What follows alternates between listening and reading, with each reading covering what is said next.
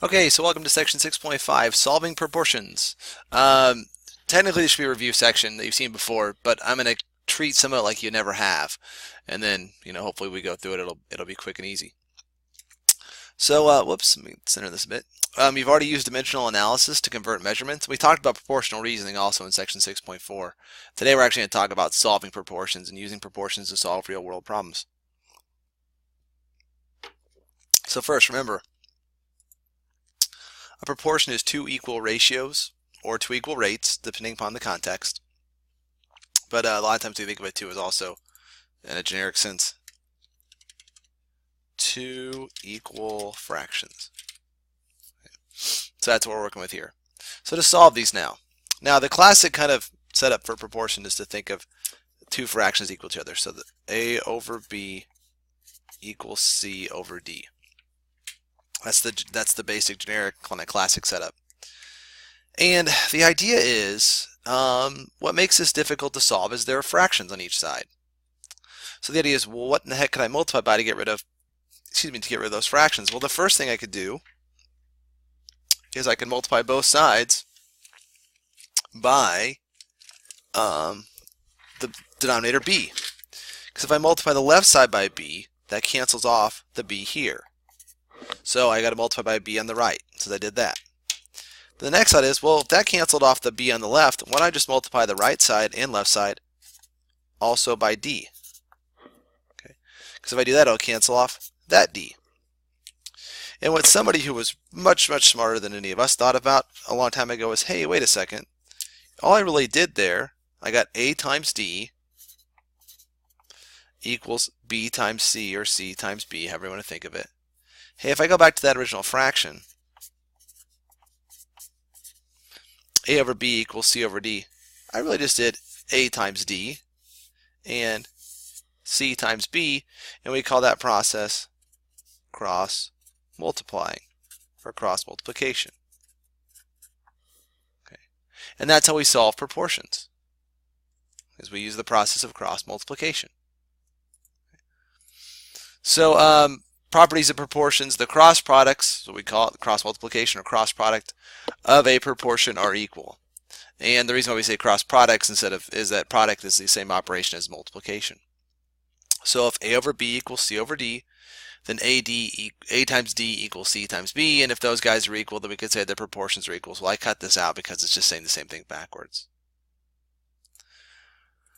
All right, so first example, solve the proportion c over 36 equals 9 over 15.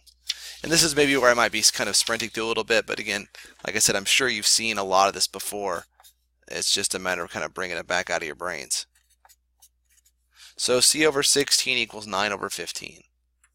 Okay, so here's our fraction.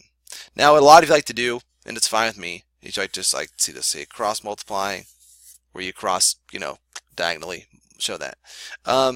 Just for the sake of argument, show me that, that you did c times 15 and 36 times 9. So 15c equals 360 minus 36, so 324. Okay. Now I can divide by 15. I know they both divide by 3. That gives you 108 over 5.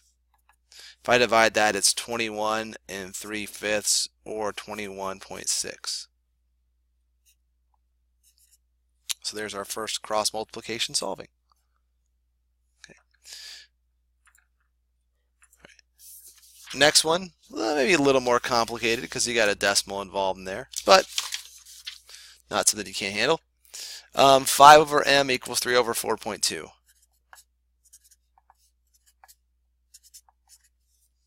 Okay. So 5 over m equals 3 over 4.2. So let's see here. Yeah. So again, what a lot of people like to do is like just jump right into the idea that I'm cross multiplying, so they'll do this cross circling business, which is fine. Okay, so 3 times m equals 5 times 4.2, and again, that's all I want to see is that you know what's being multiplied. So 3 times m is 3m, 5 times 4.2 is 21, and divide both sides by 3. In this case, we get 7. So it worked out nicely. All right, the next example for this section, architecture. So we got a little bit of a word problem, application problem here. So architecture. So an architect builds a model of a building before the actual building is built. The model is 8 inches tall and the actual building will be 22 feet tall.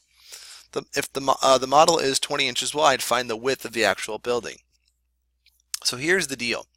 We have to go back, go forward, because we're going to talk about scale models the next section. And we have to realize we have model to real. Okay, so let me go here. So I've got model to real equals model to real. That's what's proportional. Now, if we look at the problem originally, I'm going to say, I think the first part is the height. So let me go back to this real quick to take a peek. An architect builds a model of a building before the actual building is built. A lot of building and built there. I think they're trying to have fun with that. Architect builds, building, building, built. Anyway, the model is 8 inches tall and the actual building is 22 feet tall. And then we have width. Okay, so yeah, so go into context here. So we're going to go tall for this one here. We're going to do tall. This one here we'll do wide. That's how we'll do that. So the model is height is what, 8 inches for the model, but it's actually 22 feet. So 8 inches over 22 feet equals, well, the model's going to be 20 inches wide. We don't know the actual real width. That's what we're looking for. So equals 20 inches over x feet, whatever you want to call it. Yeah. So now we just would set this up and cross multiply. So 8 times x, 20 times 22.